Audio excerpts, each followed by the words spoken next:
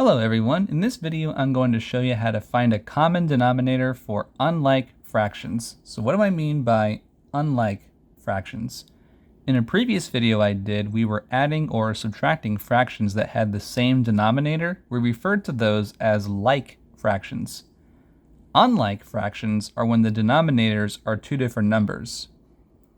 It's like saying if I was going to add 1/2 to 1/5. Two different denominators, I can still add them, just not right away. The denominators must match when you're adding or subtracting fractions. So how do we get the same denominator? We find a common denominator that is divisible by both of the original denominators. So between 2 and 5, a common denominator would be 10. So how did I get 10?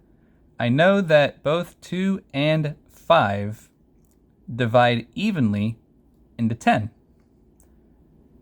2 times 5 is 10, and 5 times 2 is 10. So if I come over here, I've got 1/2 and 1/5. Again, I'm going to add these two together. In order to get to that denominator of 10, I have to multiply both the top and the bottom by 5 for this case. So 1 times 5 over 2 times 5, that takes care of this.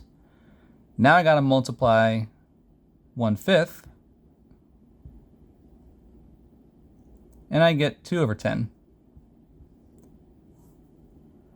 So now that these are the same denominator, I'm going to add these two fractions together. Adding 5/10 and 2/10 gives me 7/10. This is my final answer. So remember, to find a common denominator for two unlike fractions, such as 1/2 and 1/5, which in this case was 10, we must find a number that is divisible by both of the original denominators, which in this case again was 10.